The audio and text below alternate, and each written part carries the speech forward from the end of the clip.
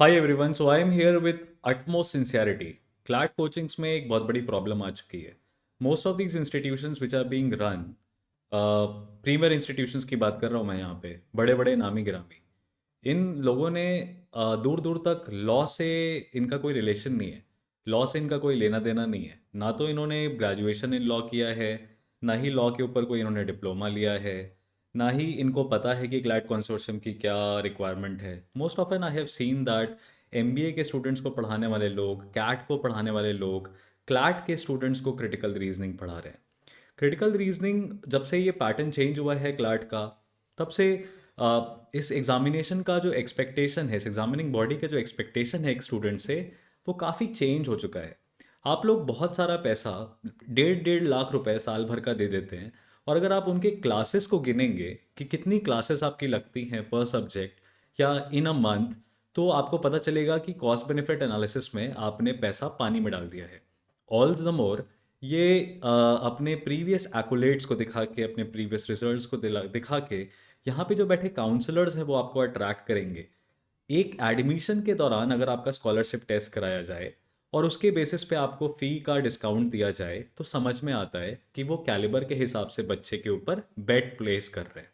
For example, अगर आप late से 100 मार्क्स का एक टेस्ट पेपर देते हैं किसी इंस्टीट्यूशन में, आपकी फ़ीस मान लीजिए कि 1 लाख रुपए है, और आपके मार्क्स लेट से 80-85 ऑलरेडी आ रहे हैं, विच मीन्स आपके पास ऑलरेडी काफ़ी सफिशिएंट कैलिबर ऑलरेडी एग्जिस्ट करता है. तो ऐसे केस में कोचिंग इंस्टीट्यूशन आपको डिस्काउंट देगा फीस में. हो सकता है कि 50% पे भी दे दे. तो मतलब कहते हैं ना, डिस्काउंट जायज़ समझ में आता है. बट यहाँ पे क्या होता है, काउंसलर पहुँचता है, काउंसलर के पास पेरेंट्स पहुँचते हैं. पेरेंट ऐसा एक प्रपोजल रखता है काउंसलर के सामने कि मेरे मोहल्ले में 5 बच्चे हैं जो क्लैट की तैयारी और कर रहे हैं.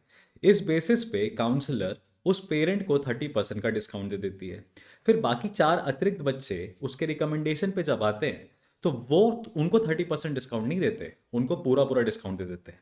ऑल द मोर, आप जब कोचिंग इंस्टीट्यूशंस में जाते हैं तो आप इंस्टॉलमेंट्स की डिमांड करते हैं. 2 इंस्टॉलमेंट, 3 इंस्टॉलमेंट, 4 इंस्टॉलमेंट. अब 1.5 लाख रुपए, 1 लाख रुपए किसी भी पेरेंट को अगर एकदम से सूद समेत जमा कर देना है, तो ज़रूरी नहीं है ना कि हर माँ बाप के पास हो. तो वो क्या करता है, वो इंस्टॉलमेंट मांगता है, वो 10 इंस्टॉलमेंट कई लोग मांगते हैं, कुछ लोग मंथली पेमेंट मांगते हैं.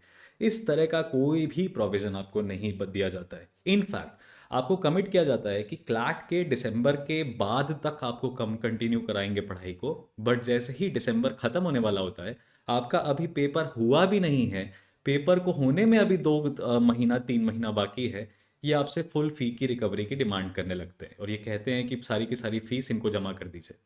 दिसंबर में अगर आपका पेपर नहीं निकलता है, फिर आप कहते हो कि मुझे अदर लॉ एंट्रेंस टेस्ट की प्रिपरेशन करनी है, तो फिर ये उसके लिए आपसे एक्स्ट्रा चार्ज करते हैं. इनफैक्ट मैंने तो ये तक देखा है कि अपने जो नंबर ऑफ मॉक्स इन्होंने साल भर में कमिट किए थे, वो भी इन्होंने नहीं कराए. कुछ इंस्टीट्यूशंस हैं जो मॉक पे मॉक करा रहे हैं, लेकिन उन मॉक में क्वेश्चंस गलत हैं, आंसर्स गलत हैं. उसके बाद उन मॉक्स को क्लियर करने के लिए बच्चे के पास कोई टीचर नहीं है. ये इन इंस्टीट्यूशंस की दशा है, ये इन इंस्टीट्यूशंस की हालत है. मैं किसी भी एक इंस्टीट्यूशन का नाम नहीं लूँगा. कुछ इंस्टीट्यूशंस तो ऐसे भी हैं जो यंग टीचर्स को प्रेफर ही नहीं कर रहे. रीज़न उनका पता है क्या है? रीज़न उनका ये है कि यंग टीचर जो आता है ना, मान लीजिए अगर एक जस्ट ग्रेजुएटेड बंदा है किसी नेशनल यूनिवर्सिटी से, और वो निकल के आया है, हार्डली उसको 2 साल हुआ है, और वो अगर हायर होना चाहता है किसी इंस्टीट्यूशन में, तो वो उस पर बेट प्लेस नहीं करते. क्या लॉजिक देते हैं आपको पता है? कहते हैं कि ये बंदा मुझे प्लेटफॉर्म की तरह इस्तेमाल करेगा, मुझे लॉन्च पैड की तरह इस्तेमाल करेगा. इतना इनसिक्योर, इतना ज़्यादा इनसिक्योर कि उनको ये पता है कि उनका जो सिस्टम है इतना रिगोरस है, उनका काम कराने का तरीका इतना रिगोरस है कि कोई टिकने वाला नहीं है. क्यों? क्योंकि जो बंदा मेहनत करता है, जो बंदा इनपुट देता है, जो बंदा बच्चों से जुड़ा होता है, नाम उसी का होता है, लोग उसी को पूछते हैं. टीचर, प्राइम टाइम फैकल्टी उस इंस्टीट्यूशन का वही बन जाता है. तो इन मालिकों को, इन कोचिंग के मालिकों को बर्दाश्त नहीं होता है कि ये प्राइम टाइम फैकल्टी कैसे बनता चला जा रहा है, इसका वेटेज बाकी लोगों के कंपैरिजन में बढ़ता कैसे चला जा रहा है, क्योंकि वो अपने आप को इन्वेस्ट कर रहा है. तो ऐसा बंदा क्या करता है, धीरे से कोचिंग से निकलता है और पढ़ाना स्टार्ट कर देता है. अब एक बात मुझे आप खुद सोच के, as a student, as an aspirant, सोच के बढ़ाइए, बताइएगा इस बात को कि अगर कोई भी शिक्षक, कोई भी टीचर अगर पढ़ा सकता है, तो उसको किसी अम्ब्रेला की रिक्वायरमेंट है क्या? उसको किसी नेम टैग की रिक्वायरमेंट है? फिर तो वो पीपल के पेड़ के नीचे बैठ के भी पढ़ा सकता है. और जिस जगह पे एक्चुअली प्रॉब्लम क्या होती है, मेन प्रॉब्लम क्या है, मेन प्रॉब्लम ये है कि इंस्टीट्यूशन के पास, मालिकों के पास शिकायत लेके बच्चा नहीं आता, क्योंकि मालिक तो आउट ऑफ रीच है। Like student is not connected to the founder, student is not connected to the prime time faculty. किसी भी आप इंस्टीट्यूशन में किसी एक टीचर का वीडियो देख के एडमिशन लेते हैं, वहाँ पे आपको कोचिंग में जाने के बाद वो टीचर मिलता ही नहीं है। सेकेंडली, आपको क्लासेस कही जाएंगी कि ये फैकल्टी दे रही है, वो फैकल्टी दे रही है, लेकिन आप फीस उस फैकल्टी को नहीं दे रहे हो, आप ये नहीं समझते, आप फीस उस इंस्टीट्यूशन को दे रहे हो। फिर आप, स्टूडेंट तो उस टीचर के पास जाता है ना, सर आपकी क्लास क्यों नहीं लग रही है, सर आप क्यों नहीं आ रहे, सर आप कहाँ गायब हो, सर मुझे आपसे डाउट पूछना है। बच्चा रात को 11 बजे, रात को 12 बजे, 1:30 बजे टीचर को मैसेज करता है। टीचर की जिम्मेदारी क्या है कि वो बच्चे का डाउट क्लियर करे भाई, क्योंकि आप सब्जेक्ट मैटर एक्सपर्ट हो, और बच्चे को जब डाउट आएगा, जब वो पढ़ाई करेगा। हमारे टाइम पे ऐसी सुविधा नहीं होती थी, टीचर्स के नंबर नहीं होते थे, ईमेल आईडी नहीं होती थी। हम लोग के पास स्टूडेंट टाइम पे एक कॉमन फ़ोन होता था, तीनों चारों भाई बहनों के पास एक कॉमन फ़ोन होता था। तो उस पापा मम्मी का फ़ोन होता था। तो अब आजकल बच्चों के पास अपने अपने मोबाइल फ़ोन है, टीचर्स के कॉन्टैक्ट नंबर हैं, अगर व्हाट्सएप नहीं है तो इंस्टाग्राम है, एक्स उनके ट्विटर हैंडल है, एक्स का हैंडल है। बच्चा किसी भी तरीके से टीचर को टेलीग्राम पे रीच आउट करता है, अपना डाउट भेजता है। मैंने कुछ ऐसे टीचर्स को बोलते हुए सुना है कि उनके पास अभी 150, 250, 300 मैसेजेस पेंडिंग है। तो उनका उनका उनका कहना वो अपने पार्ट पे गलत नहीं थे, लेकिन उन्होंने क्या मुझको एक्सप्लेनेशन दिया। उन्होंने कहा, ये साला मैं 300 बच्चों के डाउट कुत्ते की तरह काहे लिए रिजॉल्व करूंगा, जब इंस्टीट्यूशन मुझे उस चीज़ का ना तो एक्नॉलेजमेंट दे रहा है, ना पैसा, लेबर की तरह काम करा रहा है। ये बच्चे जाके इंस्टीट्यूशन से पूछें, मेरी तो बस क्लास लगनी है, मुझे क्लास का पैसा चाहिए। अगर इस तरह के टेम्परामेंट के साथ टीचर्स हमारे यहाँ पे काम कर रहे, देखिए मजबूर हैं वो, उनकी गलती नहीं है, they are not at fault, teachers are not at fault. कोई भी टीचर जो इस इंडस्ट्री में है, जो पढ़ा रहा है, उसका पैशन है पढ़ाना, तो वो पढ़ा रहा है। बहुत कम ऐसे शिक्षक होंगे जो किसी मजबूरी की वजह से पढ़ा रहे हैं, और जो मजबूरी की वजह से पढ़ा रहे हैं वो चल नहीं पाते।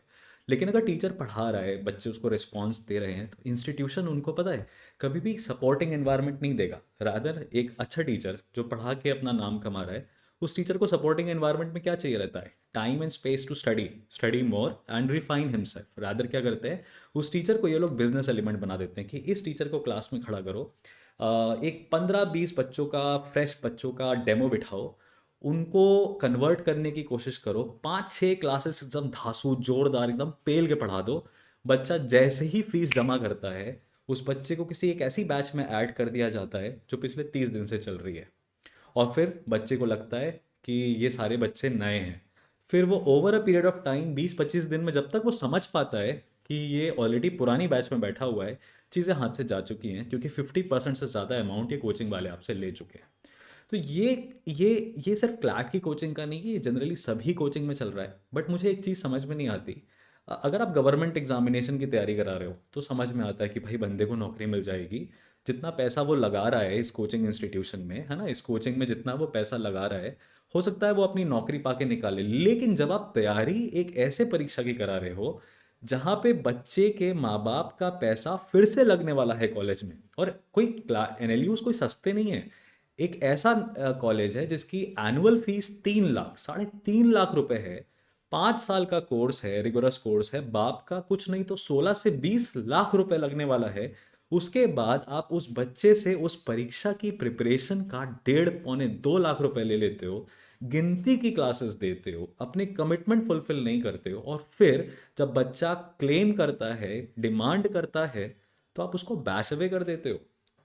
ये इंस्टीट्यूशंस का है, ये कोचिंग इंडस्ट्री, मैं एक बता रहा हूँ आपको, बहुत बहुत क्लियरली बता रहा हूँ, ये कोचिंग सेक्टर जितना तेज़ी से ऊपर उठ रहा है ना, जितना तेज़ी से बिजनेस बना रहा है, उतना ज़्यादा इसमें फ्रॉडस्टर्स की जो यू कैन से तादाद है वो बढ़ती चली जा रही है, क्योंकि अकाउंटेबिलिटी नहीं है।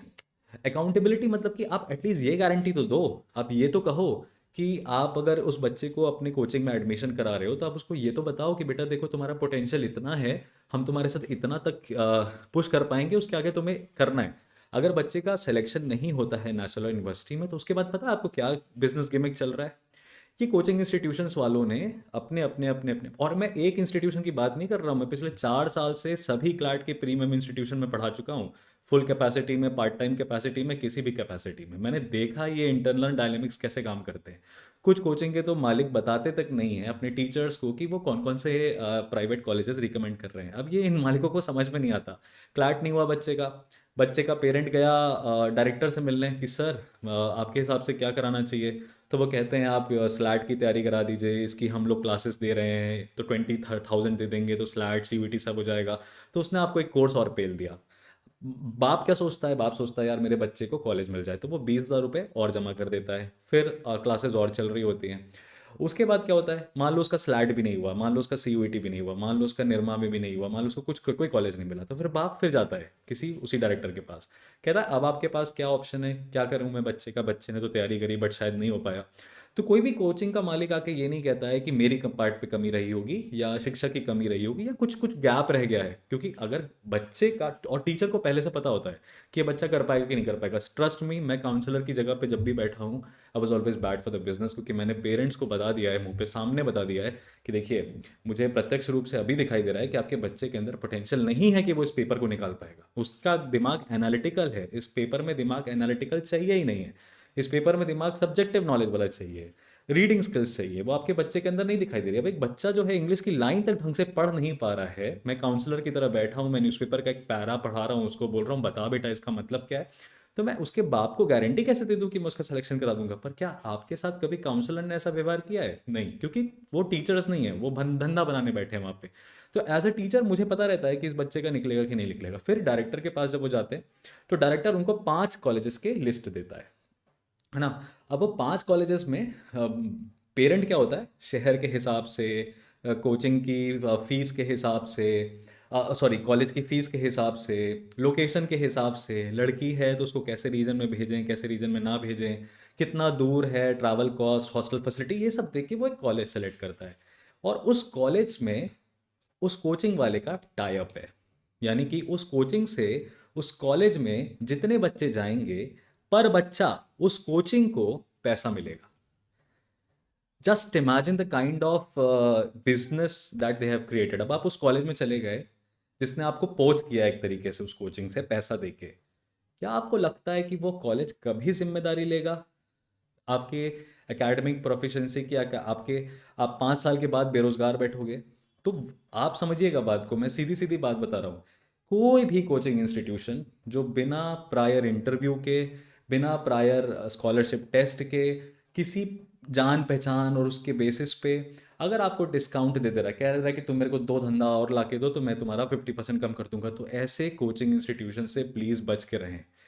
45 दिन के अंदर, 30 दिन के अंदर, 60 दिन के अंदर भी अगर आपका कोई भी इंस्टीट्यूशन आपकी फीस को रिफंड करने से मना करता है तो आप इसको कंज्यूमर प्रोटेक्शन के अथॉरिटी के सामने लेके जा सकते हैं। अभी तो कंज्यूमर प्रोटेक्शन अथॉरिटी ने यूपीएससी की कोचिंग्स को पेलना चालू किया है, और बहुत जल्दी मुझे लग रहा है कि ये जिस तरीके से लॉ स्टूडेंट्स को ये कोचिंग ठग रही हैं, बहुत जल्दी consumer protection authority in coaching institution का भी वो गर्दन दबाने वाला है। अच्छा, प्रॉब्लम क्या है ना, लोग बोलते नहीं हैं। लोग बोलते नहीं है क्योंकि लोग डरते हैं, उनके पास कुछ खोने के लिए रहता है, कुछ वो रहता है। लेकिन ये अक्रॉस ऑल इंस्टीट्यूशन ऐसा चल रहा है। बहुत सेलेक्टेड फ्यू ऐसे इंस्टीट्यूशंस हैं, वो भी मैं बता रहा हूँ बहुत लोकलाइज्ड हैं, बहुत लोकलाइज्ड हैं। प्रीमियर इंस्टीट्यूशंस के लोकल डायरेक्टर्स जो हैं वो कभी कभी क्या है अपनी अकाउंटेबिलिटी लेते हैं, अपने बेसिक अपने ऊपर जिम्मेदारी लेते हैं, क्योंकि एक अच्छे टीचर को चाहिए रहता है कि अगर मुझे अच्छा छाता मिल जाए, if I get a good umbrella, then I get good bunch of kids, and if I get good bunch of kids and I provide them good mentorship, and definitely they'll do good. तो I'm not saying कि across all institutions and across all cities ये धंधा चल रहा है, but maximum of these institutions they take franchisees, they open their model, company owned, company operated, franchisee owned, franchisee operated, COCO FOCO POCO पता नहीं क्या क्या चला रहे हैं ये लोग, पूरा धंधा चला रहे हैं अपना। यहाँ पे जो इंडिपेंडेंट मालिक बैठा हुआ है ना, उसकी तुम्हारे प्रति कोई जिम्मेदारी नहीं है, ये तुम याद रखना। तो कोई भी कॉलेज जो कि बिना एंट्रेंस के आपका एडमिशन करा रहा है वो आपके करियर की गारंटी नहीं लेगा, वो धंधा बनाने बैठा है। वो हो सकता है किसी नेता नगरी वाला आदमी रहा हो सकता है उसके बाप दादा के पास बहुत बड़ी ज़मीन रही हो, उसने परमिशन वर्मिशन ले ली यूजीसी वूजीसी से और एक यूनिवर्सिटी खोल दी है, लॉ भी उसमें चला रहा है। कोई यूनिवर्सिटी जो बीएससी बीए एलएलबी एलएलबी सब करा रही है, कोई भी साला एक फर्म नहीं आएगा उस कॉलेज में तुमको उठाने के लिए, ये बात तुम याद रखना।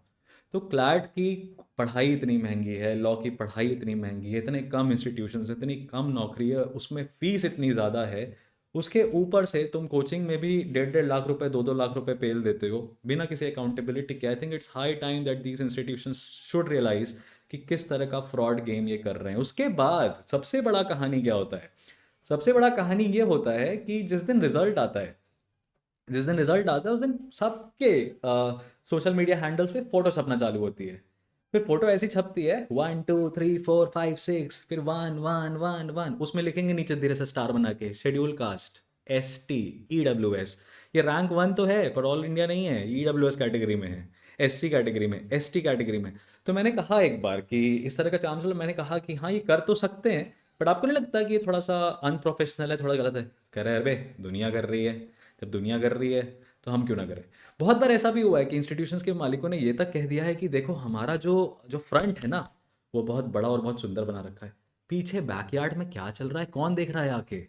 और इनफैक्ट ये तक भी हुआ है कि फर्स्ट ईयर सेकेंड ईयर के स्टूडेंट्स जिनको लॉ पता तक नहीं है, क्लैट कंसोर्शियम में वो खुद ओबीसी कैटेगरी का होके कुछ बेसिक से नंबर से जस्ट उसको मिल गया किसी तरीके से कोई एनएलयू, तो उस बच्चे ने क्लैट का लीगल का मॉक बना रखा है। आप समझिए बात को।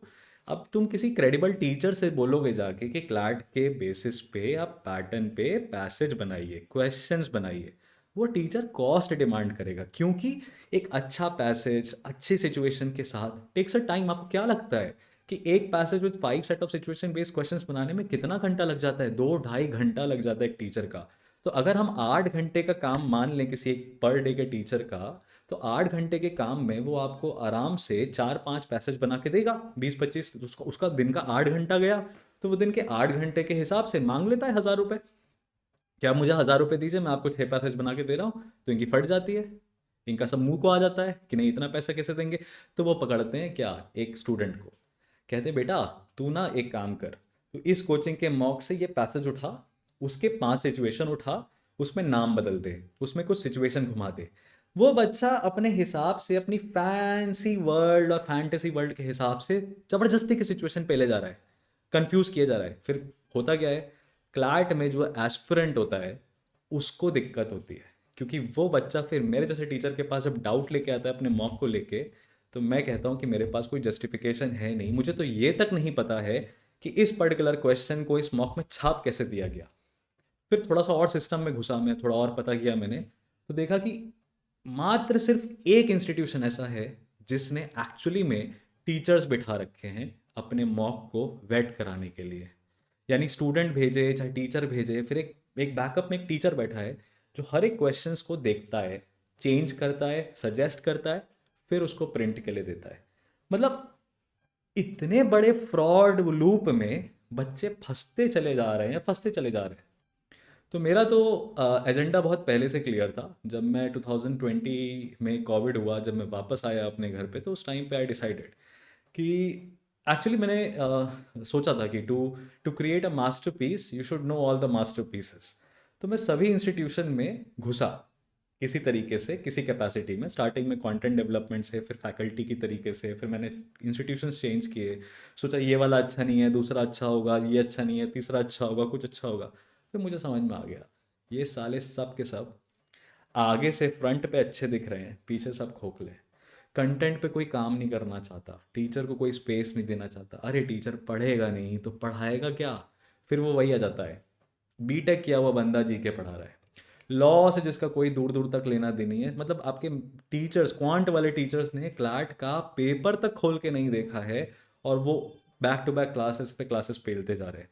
कैट की लॉजिक इसको पढ़ा रहे हैं, क्लैट के बच्चों को पढ़ा रहे हैं। वर्बल एबिलिटी से दूर दूर तक बंदे का नाता नहीं है, कोई नाता नहीं, ना उसने कैट दिया ना उसने क्लैट दिया। जस्ट वो अच्छी अंग्रेजी पेल देता है, वो अच्छी फ्लुएंट इंग्लिश बोल देता है, वो क्रिटिकल रीजनिंग और इंग्लिश एप्टीट्यूड पढ़ा रहा है। इंग्लिश पढ़ाने के लिए फिर वो 11th 12th की इंग्लिश मैम आ जा रही हैं जो ग्रामर ग्रामर ग्रामर खेल रही हैं। आप क्रिटिकल रीजनिंग के टीचर से कोई भी द हिंदू का आर्टिकल उठा के पूछिए, पहले उससे पूछिए कि अपना कॉन्टेक्स्ट बताओ इस आर्टिकल का, उस साले को कुछ नहीं पता है। वो ये कहता है कि मैं क्रिटिकल रीजनिंग का टीचर हूँ, मैं काय को अखबार पढ़ूँ। तो क्लैट जैसे पेपर में ये तो समझिए कि डिमांड क्या है, what is the expectation of this particular examination. Legal section, critical reasoning section, English section, GK section, everything is current affairs oriented, awareness oriented. So you know this is the basic drawback. So अब होता क्या है कि Honey attract बीज वाला logic, कि शहद को मधुमक्खी जो शहद बनाती है वही शहद से आकर्षित भी होती है। तो कैच ये है कि ये इंस्टीट्यूशंस फिर क्योंकि इनका नाम पुराना है, नाम बड़ा है, तो इनके पास अच्छे स्टूडेंट्स चले जाते हैं। अच्छे स्टूडेंट्स जाते हैं, वो अच्छी रैंक लाते हैं, वो अच्छी रैंक लाते हैं, तो फिर वो अगले साल की मार्केटिंग टैक्टिक हो जाती है। अनसेलेक्टेड नॉन सेलेक्टेड बच्चों को कोई थूकता भी नहीं है, कोई पूछता भी नहीं है कि बेटा आगे क्या करने वाले हो। टीचर्स अवेलेबल नहीं है ऐसे बच्चों को गाइड करने के लिए कि बेटा ज़िंदगी में लॉ करना भी चाहिए कि उनको नहीं करना चाहिए, कौन से कॉलेज जाना चाहिए, कौन से कॉलेज नहीं जाना चाहिए। तो अगर अगर एज अ टीचर इंस्टीट्यूशन के अंदर रह के मैं किसी कॉलेज को डिनाई कर दूं और कोचिंग उस कॉलेज को सजेस्ट करिए, तो टीचर के ऊपर सैंक्शन लग जाता है, उसका सैलरी रोक देते हैं, उसका सैलरी काट देते हैं, उसको फायर कर देते हैं, तमाम तरह का धकोसलेबाजी और डरा के रखते हैं, दुनिया भर की चीज़ें।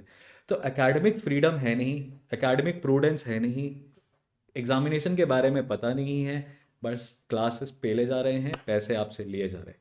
तो इस फ्रॉड को आप थोड़ा सा डिकोड करें, थोड़ा सा समझें, और बहुत ही सोच समझ के डिसीजन लें। ऑब्वियसली 3 दिन के डेमो में आप कुछ नहीं डिसाइड कर सकते। मैं आपको एक चीज़ सजेस्ट करूंगा, जब भी आप इन इंस्टीट्यूशंस में पैसा दें तो वो आपको बोलेंगे हम 2 डेमो देंगे, 3 डेमो देंगे। ऐसा बिल्कुल भी मत करिएगा। हर इंस्टीट्यूशन में 2 फैकल्टीज प्रीमियम होती हैं, टॉप क्लास की होती हैं। हर इंस्टीट्यूशन में हर जगह पे 2 टीचर्स बढ़िया होंगे, एकदम शानदार जानदार होंगे। सिर्फ 2 क्लास दे के बिल्कुल पैसा मत दीजिए। उनसे बोलिए 5 सेक्शन है, पांचों क्लास करूँगा, पांचों सब्जेक्ट की क्लास करूँगा, आपका मॉक पेपर लगा के देखूंगा, फिर मैं आपको पैसा दूंगा। जब तक मैं 1 हफ्ते का टाइम लीजिए, 1 हफ्ते में सारी क्लासेस को करिए, और जब तक सारी क्लासेस में आपको संतुष्टि ना हो जाए तब तक आप पैसा मत दीजिए। और अगर आपको 1 सब्जेक्ट 2 सब्जेक्ट कोई ढंग के नहीं लगते हैं, आपने 3 सब्जेक्ट कहीं से किए हुए हैं, तो आप प्रो राटा के बेसिस पे दीजिए। ये साले कोई स्कूल नहीं चला रहे, ये साला कोई यूनिवर्सिटी नहीं चला रहे कि सूद समेत तुमसे पूरा एकेडमिक फीस अपनी पॉलिसी बोल बोल के तुमसे पैसा ले लें। बिल्कुल भी नहीं है। आपको 3 सब्जेक्ट पढ़ना है, आपको 2 सब्जेक्ट पढ़ना है, आपको 1 सब्जेक्ट पढ़ना है, अब उसके हिसाब से फीस दीजिए, उसके हिसाब से लीजिए, वरना ज्वाइन मत करिए। एक इंस्टीट्यूशन जो आपसे 1.5 लाख रुपए सीधा सीधा लेने के लिए कह रहा है, आपको 2 इंस्टॉलमेंट 3 इंस्टॉलमेंट में दे रहा है, वो डरा हुआ इंस्टीट्यूशन है। उसको पता है कि 2 महीने 3 महीने बाद आप नहीं आओगे, आप भाग जाओगे, तो पैसा लेके आपको फंसा ले। तो ये बस्ट होना चाहिए, ये मिथ स्टूडेंट्स को इस बारे में पता होना चाहिए, समझ में आना चाहिए। मैंने किसी इंस्टीट्यूशन का नाम नहीं लिया है, बाकी इन इंस्टीट्यूशंस को अपनी सच्चाई, सबको खुद को सब कुछ सच पता है। They know their ground reality. Neither I have any angst against any institution, but मैं इन स्टूडेंट्स को, क्योंकि मैं अपने टाइम पे एक ऐसे इंस्टीट्यूशन से पढ़ा था जहाँ पे मेरे इंस्टीट्यूशन के मालिक ने कहा था जा बेटा बिंदास चले जाओ उस कॉलेज में, एडमिशन ले ले। अब न साला वो डायरेक्टर उस कोचिंग का फ़ोन उठाता है, ना बात करता है, ना वो कॉलेज वालों ने सालों ने कभी पूछा, ना वो पलट के देखे, ना ही उस कॉलेज ने कुछ भी ग्रेजुएशन प्लेसमेंट देने के लिए किसी भी तरीके से आगे आए। करियर बर्बाद कर दिए, लगा दिए सबके, और फिर से धंधा पानी बना रहे। ऑडेसिटी देखिए, ये तक है कि कहते हैं कि 10 बच्चे ला के दो, हम तुम्हें इतना पैसा देंगे। तो मतलब ये तो समझ में आ गया मुझे कि इनके मार्ग इनका धंधा चलने नहीं वाला। देखिए, और जो अच्छे इंस्टीट्यूशंस हैं, मैं मतलब खुल के बोलूँगा कि एक एक इंस्टीट्यूशन इंदौर में ऐसा है जो बहुत ज़्यादा शोर शराबा नहीं कर रहा है, बहुत चुपचाप से चल रहा है। इंदौर जैसे शहर में उसने अपनी पकड़ बना के रखी हुई है, चुपचाप से चल रहा है, उसका रिजल्ट शोर मचा रहा है, उसका रिजल्ट हल्ला कर रहा है हर साल। वो कोई मार्केटिंग नहीं करता, कोई फॉल्स मार्केटिंग नहीं, कोई प्रोपेगेंडा नहीं, कुछ नहीं। चुपचाप से एक शहर पकड़ के रखा है उसने। उसके फिक्स्ड टीचर्स हैं, जिसको मैं पिछले 2 ढाई साल से देख रहा हूँ, क्योंकि कोर टीचर फिक्स्ड हैं, वो चेंज नहीं हुए, वो बदले नहीं अभी तक। और वो रिजल्ट्स लगातार देते जा रहा है। एमपी में नंबर 1, नंबर 2, नंबर 3 एआईआर, जो एमपी रैंक्स हैं, मध्य प्रदेश की रैंक्स है, वो सब बढ़ती चली जा रही हैं। तो अच्छे इंस्टीट्यूशंस की क्यों नहीं तारीफ करेंगे यार, क्यों नहीं करेंगे, क्यों नहीं खुल के बोलेंगे। अब क्योंकि मैं बुरे इंस्टीट्यूशंस का नाम नहीं ले रहा, तो मैं अच्छे इंस्टीट्यूशन का भी नाम नहीं ले रहा। समझने वाले समझदार हैं। डायरेक्टली मेरा ये किसी भी कोचिंग को टारगेट करने का नहीं है, लेकिन हाँ, अगर इसकी वजह से students community, aspirant community aware होती है, वो एक तरीके का प्रेशर इन इंस्टीट्यूशंस पे बनाती है कि वो अपने सिस्टम्स को सुधारें, सिस्टम्स को चेंज करें, एकेडमिक फ्रीडम दें, टीचर्स को स्कोप दें, अच्छे टैलेंट को हायर करें, इनसिक्योर कम हो, लूट लपाटा कम करें, जेन्युइनिटी दिखाएं। और अगर इस प्रेशर से ये इंस्टीट्यूशन सुधर सकते हैं, तो अभी भी टाइम है कि वो सुधर जाएं। मेरा तो कहना सिर्फ आशय ये है कि ये एस्पिरेंट्स के लिए है ये वीडियो। मैं उनको ये बताना चाहता हूँ इस वीडियो के माध्यम से कि उनको किस तरीके से इंस्टीट्यूशन को सेलेक्ट अनसेलेक्ट करना चाहिए, क्या पैरामीटर्स होते हैं जिसके बेसिस पे आप डिसाइड करते हो कि ये इंस्टीट्यूशन अच्छा है या नहीं। किसी भी इंस्टीट्यूशन के बैनर्स बहुत ज़्यादा लगे हों, यूट्यूब पे सब्सक्राइबर्स बहुत ज़्यादा हों, या उसने बहुत सारे रिजल्ट्स आपको दिखा दिए हों, या जिसका काउंसलर का बात करने का तरीका बड़ा सौम्य हो, ऐसे इंस्टीट्यूशंस के झांसों में आप तुरंत मत आएं। प्रत्यक्ष रूप से एक जागरूक बच्चे की तरह अपनी चॉइसेस को रिफाइन करें और एक कम्युनिटी की तरह, स्टूडेंट कम्युनिटी की तरह इन इंस्टीट्यूशंस पे प्रेशर बनाएं ताकि ये अपनी हरकतों को सुधारें और अपने सिस्टम्स को इम्प्रूव करें, क्योंकि it's about the god damn career of a child, it's not about your business only. So this was me with my own narrative and with my own thoughts and with my own share of experience, which is very very, I can say, like you कहते हैं ना मुखबिरी type, inside the system हो चुका हूँ, मैं देख चुका हूँ, तो मैं आपको बता रहा हूँ. बाकी चीज़ें क्या हैं, बाकी चीज़ें आप देख सकते हैं खुद, खुद आप एसेस कर सकते हैं. नमस्ते.